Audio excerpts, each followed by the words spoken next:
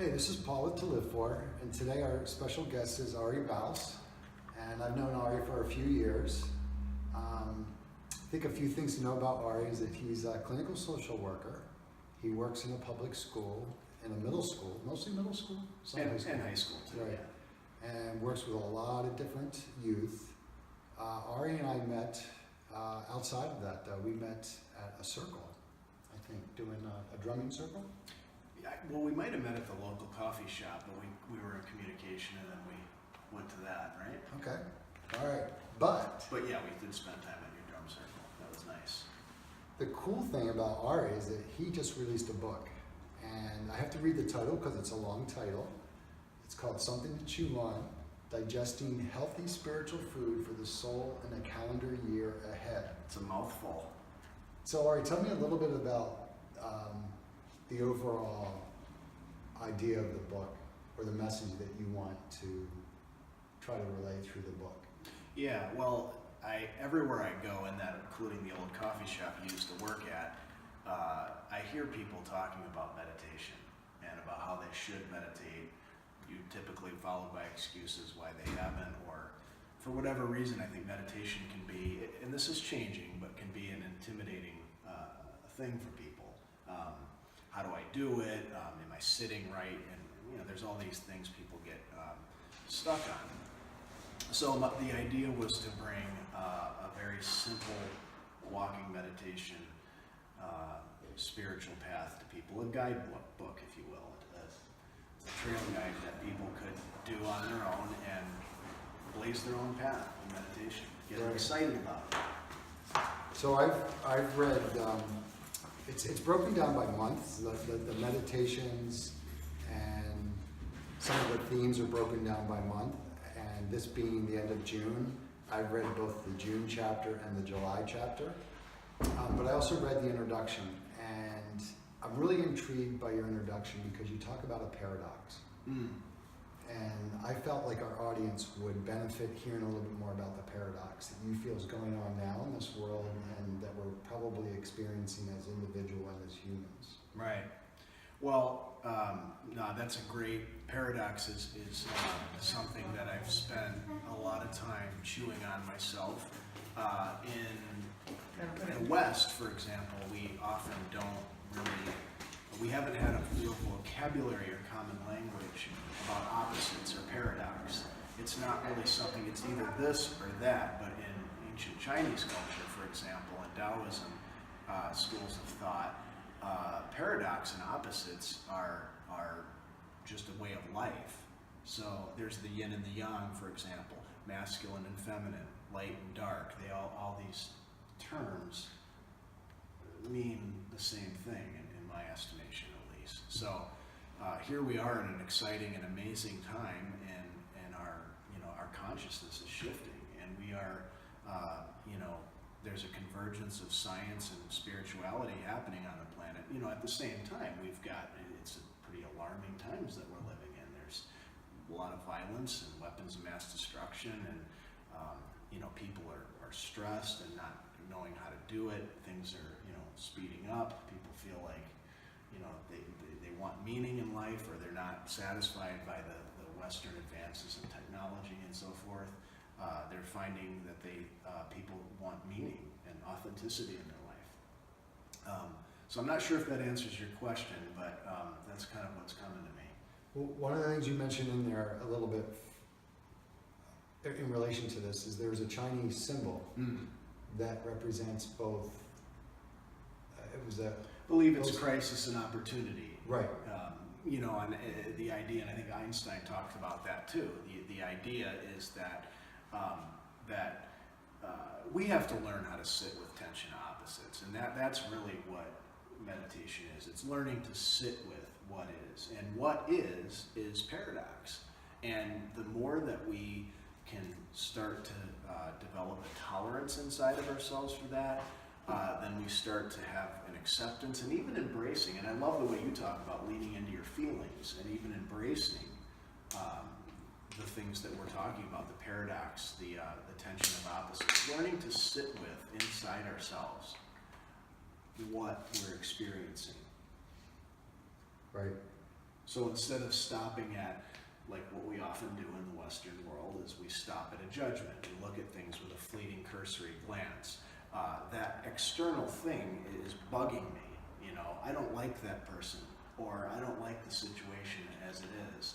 I need something about it to change. But what meditation really asks of us is that we'll start looking at ourselves intrinsically and making adjustments inside of ourselves. Am I angry?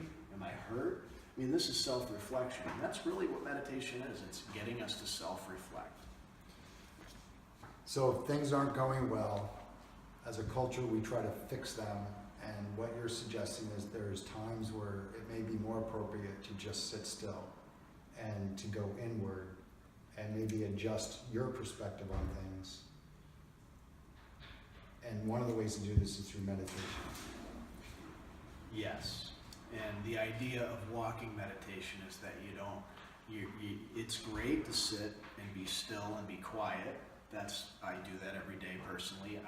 There's other ways to meditate. There's people have meditations in yoga, the internal martial arts like Tai Chi and Aikido, Qigong. There's lots of different ways to have meditation, but that yin, feminine energy, like nature, certainly there's a time to fix and do, and that's very yang, masculine, and we can be very good at that in America particularly, especially generation two ago, World War II generation, for example, brilliant at doing things and getting things done. So in your book, you provide some monthly guidance around the walking meditations. And because I'm familiar with shamanic practice, I'm familiar with animal spirit guides, but I don't think everyone is. So tell our audience a little bit about animal spirit guides and how you tie that into your monthly meditation themes. Yeah, no, that's a great question. And for me, that's where a lot of my spiritual, God's church, if you will, I've heard it once said. Nature, and Lao Tzu even said, who wrote the Tao Te Ching, change the way that you look at life, and life will change in front of your eyes. And that's through nature. Nature reveals to us a mirror. It holds up a mirror oftentimes for us to self-reflect. And so when we're looking at the animals, they've been here a lot longer, and our ancestors noticed in the shamanic traditions, indigenous traditions particularly, and this was all around the world, noticed that the animals their spirit was speaking through them. So they believed in that. They ascribed a spiritual power to them based on what they noticed. And the animals they found, and we find today, will come to us and give us messages from spirit. It's really it's a way for us to hear messages. And we can hear and see and experience those messages in a variety of ways. Sometimes it's clairaudient through spirit. We hear it inside of our inner voice. We may see visuals. People see things out in nature, nature spirits. But the animals we all can see, and if we're paying attention and we quiet down and we're in a place of calm, the animals will come out and do their thing, especially if it's after about 20 minutes and sometimes less. If they're familiar with us, they may do that quicker than they might with another passerby. But we all can experience that, and even if we're in an urban area. Right. One of the things I like to do is I do some drumming and I sit still and I say to God or spirit, all right, whatever animal shows up first for me today, that's who I'll connect with and try to get their message. And I remember once it was a bumblebee or a fly. I'm like, really? I'm supposed to connect with a bumblebee or a fly? But every animal does have a message. And there it is on the cover of the book. I think that's so cool that what a synchronicity, which is another thing that I right there, about. Synchronicity. Yeah. Which is key. But can you think of a recent example where an animal in this reality came to you and gave you a message, or?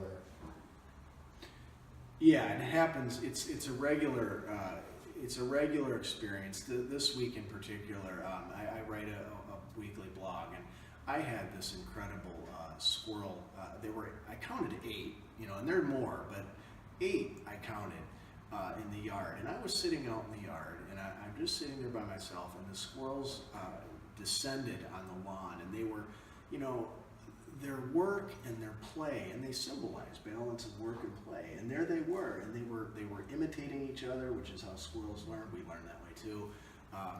And it was an amazing, they were looking at me, they were very aware that I was there, and then one, running around, doing their thing, and one ran right under my chair, and it doesn't take, I don't startle easily, but that one I kind of picked my legs up, but it was just a really meaningful and powerful experience to have that. And for me, it was it's theater, and it was, well, that's what I'm going to write my blog about this week. I mean, I had that moment.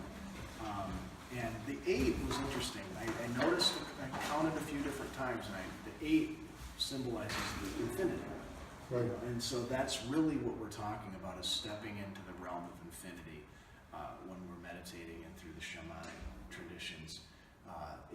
That's where there is a whole other world, and that's why I wrote the book, is that I want to help open up that world to people so that they can see the sacred connection to our planet, that we're all one, we're all part of unity consciousness. Yes, we're all diverse expressions of Great Spirit, and the animals reveal that to us. We are all one. Amen, brother. So you have you're married. I am. And you have a beautiful young daughter who is behind our camera today doing a great job of videotaping. But I don't know many men that are willing to kind of live in this spiritual way, this shamanic way, this working with nature and partnership way. How do you do that as a father and as a husband? Yeah, we do live, and there are places where it's more common for men to be spiritual, but we, of course, live in an area where it's mostly women, that dominate the field, and you'll hear the gripe that, I wish there was more men that were into it. And, I don't know if it's intimidating or I know that there's times, I play sports, I'm active, I can be competitive playing football, for example, and it sometimes it takes a relationship. I think the more that we build relationships with men and the other ways that we do, perhaps over time, my experience at least, is that they'll open up through trust, but it takes a little more of that. You're right, it's not something that we see as many men embracing, and I don't know, I'm sure maybe there's some fear in there, like anything, like any of us, if we don't understand something, or if it's not my area of expertise. I can say in my own experience, sometimes with guys, it's the ESPN sports and news, and then if you start talking about this kind of stuff, the eyes might glaze over a little bit, or it might just be, I'm not really sure how I feel about that, which is a real thing. But there are a lot of distractions out there, and the idea of meditation is to quiet our minds and the chatter. And I think sometimes, particularly in the modern Western world, that can be a little scary, if we're honest with ourselves. Yeah, I agree. Easier to dismiss, though, and say, I don't know. Or sometimes I think there's an interest, but it's just I don't really know that, and I'm not sure how I feel about that. So, but with your wife and your daughter, you are able to just be yourself. So Right. they provide a place for you to be able to talk about all this. I'm very Be this. thankful for yes, a big part of, I'm inspired by children, and my own child. I'm very thankful for it. Of course, I have a wife who has afforded me the opportunity to pursue, and it's not always been easy or without tension, but she has stuck in there with me, and I'm very thankful for that. She's recently gone back to work, which is great. It's a dream come true, and she's found a job that she really enjoys, and that's the fact that I am off in the summer through my work in schools is a beautiful gift, and I get to be with my daughter, and we get to experience organically the things that are coming up in the book. She's looked at the book herself. My aunt Barbara did the artwork. So it's literally a dream come true, and it's such a blessing after all these years to see it have evolved into what it is. And the idea was to keep it simple, sweetheart, really, and bring it to everybody. I do find the 2 chapters in the introduction that I read, I found them to be very simple to read, but the messages are very deep, profound, and the introduction alone, I think would take me a month of meditation to really work through it, because it has amazing messages in it. It really does. And there's some great life mantras in the introduction, and in the monthly meditations as well. I appreciate that. Yeah. So I really do. That was the intent, and and I guess for me and my own, it's an outgrowth of my own meditation experience and spiritual journey, and it does take there's intention with living a spiritually healthy lifestyle, but there's also a commitment, and you could say that with anything, and it takes a dedication, a commitment, a follow through, but that doesn't mean you can't have fun with it or struggle or wrestle with it. And I guess for me, the spiritual path, no matter what else has not gone right in my life, I've stuck with that for a long time. And so it's a whittling process, and that's what it is. And that's what my hope is to bring to people. You can read it cover to cover in maybe an hour, but like you say, it's got simple yet profound messages, and that's always what resonated with me reading. Right. Spiritual work. So where did this all come from? At what point in your life did you just come out of the womb going meditating? There I think were some. Well, yeah. Yeah. Well, like many folks, there's and you could say this about any human being, even the most privileged people, like the Buddha, for example. Being born into this earth, especially today, it's traumatic.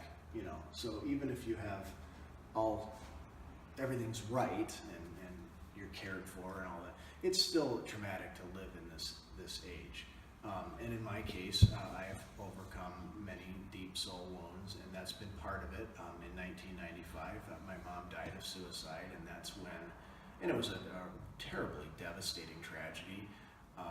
And there was part of my spiritual awakening was happening at that time, opening up to energies, shifts in consciousness at that time, soul searching. I'm oriented as a free spirit. That's part of my orientation. So there's that. And I did spend a lot of time, my alone time, my solitude. As a child, my introverted side was hidden in the woods. And I was talking with an old friend in high school. We're friends on Facebook now, but we saw each other in person somewhat recently, about a year ago. And he reads my stuff, and he's like, we didn't see that side of you. And it was something that I was always aware of, but I was intimidated by and kept secret. I was afraid to delve and explore, and I didn't really have a guide in that area. And I thought that, and I'm not against the religion or the church, but I just, the hypocrisy and some of that, I had a bad taste in my mouth, part of my hearing that in my family growing up, and so that really wasn't, I guess the role models, I didn't know, I didn't have somebody to guide me. And so at some point I started to work with some people, and then I started to blaze my own path, I guess. Right. With help. So one of the questions I ask a lot is, if you could part any sort of wisdom or advice to our audience, when they listen to this interview and they decide, I'd like to delve into something a little bit deeper or try meditation, or maybe try connecting with animals shamanically in 10 words or less. Yeah. But not really 10 words. But No, that's okay. what's one nugget of wisdom that you would like everyone to be aware of? It's been said before, but nature is the best physician, and get outside, get out in nature alone, and just be. Just be open with an open, passive attitude to receive whatever Spirit has to say to you, and trust what comes to you. You have to calm down and relax, and it will come. That is beautifully said. And we're going to end the interview on that